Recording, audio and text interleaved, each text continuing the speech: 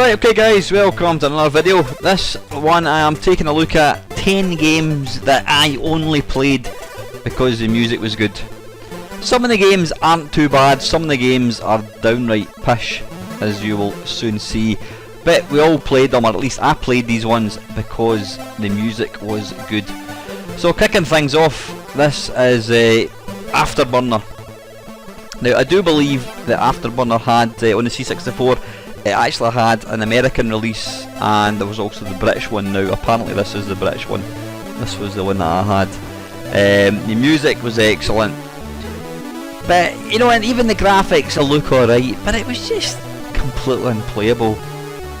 You've really got no idea what you're actually doing here. I mean, there's a little crosshair appears over some of the planes, but it's just an unholy mess, it really is. You know, static screenshots make it look pretty good. You think, oh, that looks really good, until you actually start playing the thing. But the music was good, so you basically endured it. Well, for a degree anyway. I did play it a few times, but yeah. Yeah, I mean, let's be honest, Afterburner was one of these games that really should never have been released for an 8-bit computer, never mind a, you know, or even a 16-bit computer, come to think of it, because, you know, they just don't have the power, the horsepower to do a game justice. I'm not a big fan of Afterburner, I have to say, even in arcades, though it does at least look impressive. Right, now I'm thinking this probably hasn't loaded properly. Or is that what the graphics looked like in the second level? I don't think they did somehow. So this is possibly painting this game in an even worse light than it ever was, but... And it's even got the flashing lights at the top of the screen, like the arcade. I think, was that when you got hit that they used to flash? I think it was.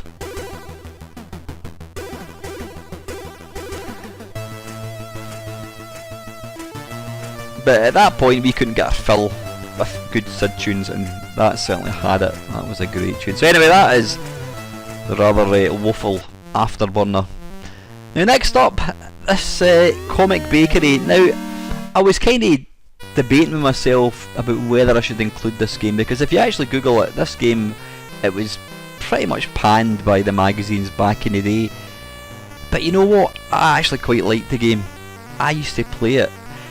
Playing it now, it's very much like one of these little Game & Watch games where you're basically just moving left and right. I mean, the idea of this is you've got to keep the production line open. It's making loaves of bread, and you've got these darn little varmints, raccoons I think they are. They basically go along and they turn the machines off. Now if you look at the little defender type radar at the top, you can see where it's flashing red. The little raccoon has turned the machine off, so all you do is you walk past it and you flick the switch back to the on position. But I actually did play this quite a lot back in the day, so I liked it. But I says it's a game that really does, people don't like it, you know. I think it was possibly unfair. I mean, it's a very shallow game. All you're really doing is you're walking left and right. I mean, you can fire, bizarrely, some kind of laser thing. I don't know what the hell that is, some kind of radioactive sonic waves or something, I don't know what it was. But the music, though somewhat repetitive, I loved. It kind of helped you, it used to kind of drive me on when I was playing this game. Ah, Beam, there it is, it says Beam. So quite how a baker has got a beam, I've got no idea. Now I think, yeah, if you look to the little radar at the top, you've got the little lorry waiting to take away the delivery to the local Asda, and it's got 2, so I don't know how many you've got to put in, is it 5 loaves of bread, something like that? What was interesting about this game is it was released by the Imagine label, you know, under... wait a minute, Konami? So was this actually an arcade game, really? I'm going to have to go and check that out, I never even knew that existed. Oh wow. See that tune? That has just transported me right back to 1985. That is insane. Love it. Yeah, that's Comic Bakery. Right, next up is Knucklebusters. This has got an absolutely stonking track. The one game I was going to include in this top 10 was Rambo. I was never a fan of Rambo at all. I thought it was overrated, and apparently even if you could play the game, which I couldn't really, I was crap at it. It was a very, very short game. But Knucklebusters, I remember getting this, my mate bought this, and I just thought, this is not a game, it is absolutely unplayable. You control the little guy in blue, and all you do is you run from left to right and punch and kick. Now you'll see there, as soon as you kill a guy, another guy's on you. You can't get away from him. Did anyone actually play this game back in the day? I don't think they did. I don't think anyone actually play tested this game. This is not a game. But you know what? The music was, oh excuse me, the music was awesome. And I mean, after I played it once, I realised how shit it was. But I used to load it up and just listen to the music. It is completely, utterly unplayable. Unless am I missing something with this game? You just stab the fire button, and then you run, and the guy just sticks behind you. You can't get rid of them. It's just constant. That is not a game at all. Now, looking at the graphics, this could have been a really, really good game. But it was just absolutely awful. Quite how this got a release, I have no idea. Like I said, maybe I'm missing something. Is there some kind of special move you can do? Can you go through these doors? I certainly can't figure out how to do it. Yeah, you've got your energy bar at the bottom, but it's just absolutely terrible. It's not a game. But the soundtrack was amazing, and that was the only reason I ever loaded this game. Believe you me, if I could have got that Sid tune on a tape, I would have just played that rather than loaded this, because it is absolutely garbage. So anyway, that was Knucklebusters. Right, next one up, again, it's not a bad game, but the only reason I ever played this game was for the music. Now, it's Loco by Tony Crowder. Now, I was a big fan of Tony Crowder games. This game in particular is quite frustrating. But you know what, Ben Dalglish done the Jean-Michel Jarre track. Is it Oxygen? I think it is. Can't remember exactly. And it's absolutely amazing. The thing that used to annoy me about this game was every time you died, the music would start at the start, and it was really annoying. And then when you died, it broke up the music. I mean, the only reason I played this game was to listen to the music. And I would even try and limit how many times I fired, because when you fire, you're breaking up the music. But I did play this quite a lot just because of the music. I'm probably better at the game now than I was back then. I didn't really fully understand the game. I didn't really understood so much. If you held down the fire button, it would dictate how high the smoke came out the little chimney thing to take out baddies. But yeah, I just wish the music had continued. Probably if the music had continued, I would have never actually played the game.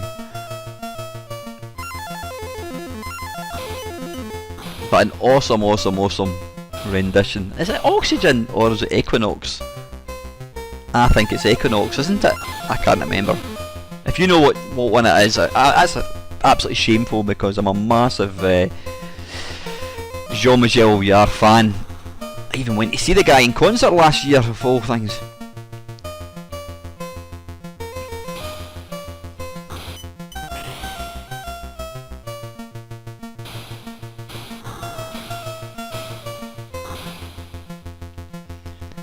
And another game I could have included in this was Suicide Express. Again, it was the same game with different graphics, but the music to Suicide Express was awesome. Absolutely fantastic. So this isn't a bad game. It's not a particularly bad game. It's not a particularly good game either, but the only reason I played it was for the stonking Ben Dalglish soundtrack. So that is Loco. Right, this next one, I've got to say, I've never actually played this game before. I was asking a few people to nominate some games that could be included in this list, and this one came up several times. Miami Vice. Now I do remember Zap absolutely panning it. Right, so you control this little car. I'm not quite sure of what you're actually trying to do. It's not the easiest to control, I've got to say.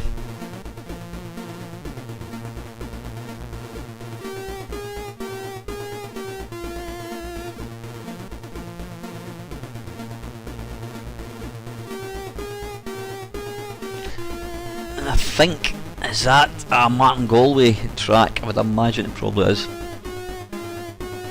Right, okay. Am I going the right way? Ah, right, okay, yeah, so you fire bullets from behind, right, got you.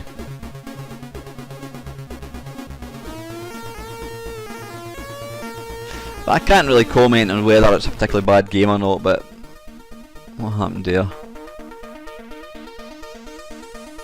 Right, why is it not wanting to start?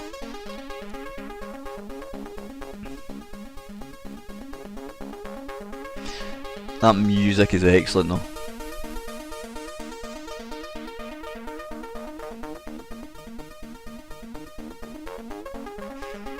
Right, I've got no idea why this doesn't want to start. Yeah, anyway, listen, that is Miami Vice. Let's crack on. Right, I couldn't exclude this game. You all know what this one is. Again, the music in this version was excellent. I mean, the music at Outrun is a big part of the game, but you know, in the arcade version it's an absolutely lush game. But sadly the C64 one was just pretty damned awful. It could have been so much better because the actual graphics themselves aren't actually that bad, and it's obviously, it's got the you know, it's got the sound hardware to give a really good rendition of the actual track. But again, I think the music was about the only reason that actually you wanted to play this game. I think I actually had this in disc. But just being able to hear the Outrun music on your own computer was wonderful.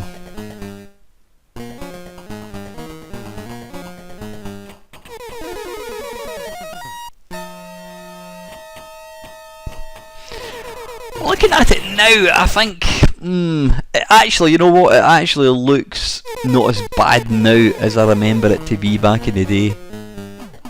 Which is kind of bizarre, because usually games that you thought were good back then, when you look at them now, they're not actually that good. But this one doesn't look as bad. Yeah, it's absolutely not a good version of Outrun. When you see something like Super Cycle, you realise just how Super Cycle, or you know, Pit Stop 2, you realise just how capable the C64 could have been at doing a good Outrun.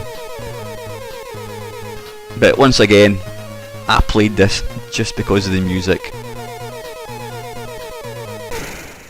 Boom, yeah. Anyway, that is Outrun. Right, this next one is not the game itself. Now I know it's supposed to be games, it's just the tape loader. This is a loading tape to Sanction. This is an absolutely epic loading tune. Now I wasn't really keen in the game. The game looks really nice, but I don't know, I just don't like the way how they've got the sort of overhead bit, and then you've got the side sort of view as well. I don't really see why they did that. From what I can gather, the overhead view doesn't really play any part of the game, and for that reason I never really ever played the game. I played it a couple of times and I realised it's not for me, but I would load the game just to listen to this music. You know, it's an absolute classic Rob Hubbard tune. It's kind of like technical, you know, the really deep kind of bassy stuff in it. But yeah, I used to load this up just to listen to that absolute epic tune. So that is Sanction. Right, next one is The Human Race. I love that guy's name, JT Ferrari.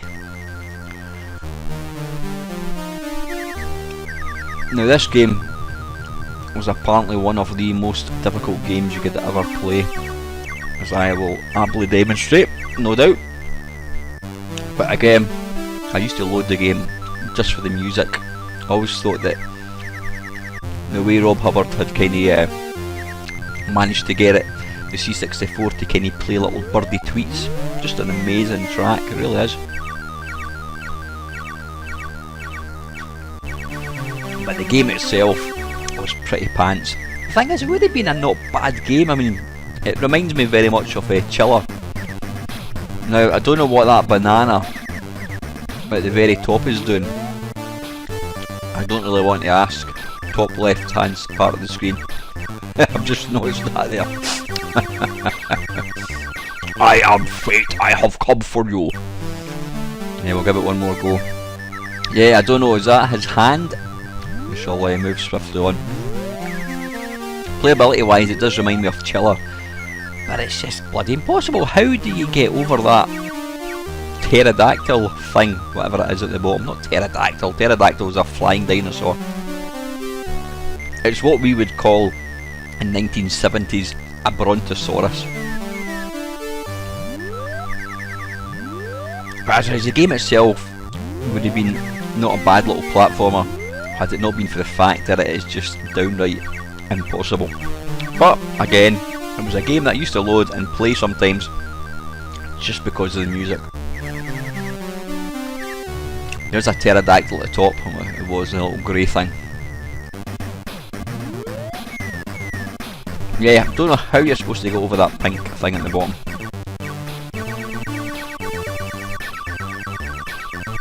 Yep, that is The Human Race, one of the most difficult Commodore 64 games ever.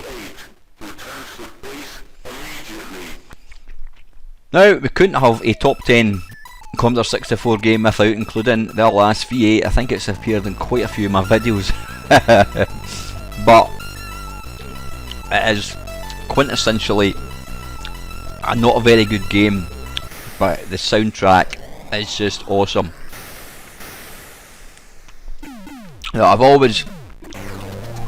The thing that gets me about this game, why did they use the top third of the game for the gameplay?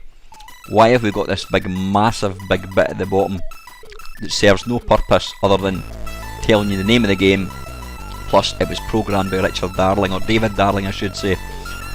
I don't know why they did that. Was it to try and keep the speed of the game up or something? I'm quite sure the C64 could handle full screen scrolling. I don't know. But the game, the control method they use makes this game virtually unplayable. Now I know a couple of people have said to me, if you put the time into learning the game, you'll realise that it's not impossible. But for most people, I think they would agree with me that this game was just too damn difficult.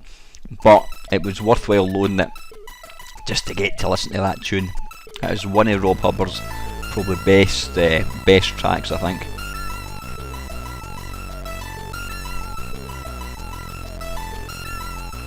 And the thing that kind of saddens me about this game is it looks awesome as well. It does. It's just like it's an overload of your senses, the colour, the sound. It looks really good. If they just made it more playable, made it easier to control, you know, fire button to accelerate, then it might have made the game a bit more playable. But anyway, that is the last V8. And the last one in this list is Trolley Wally by Interceptor Software. Now you're probably thinking, what? You like this music? Well, actually I did.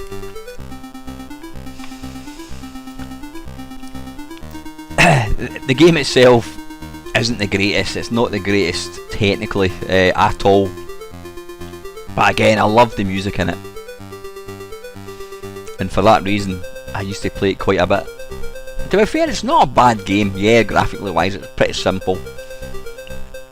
But again, it was just the music that used to make me want to keep playing it.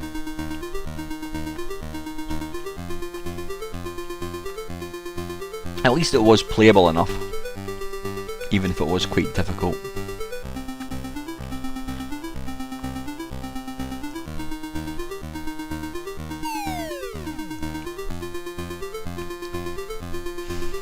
I'm trying to think the name of that. The name of that musical track. What is it? Can anybody think what the name of it is?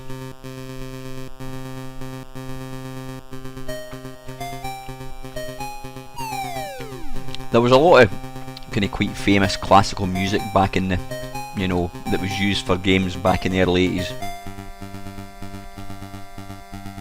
Jean-Michel Jarre was one of the most popular. You know, the number of versions of Oxygen and Equinox and whatnot. But I can't actually place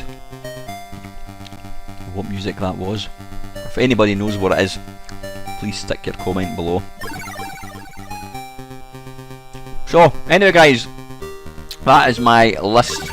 Is it 10? I think it was 10. 10 games that weren't particularly good, but I played just so I could listen to the music.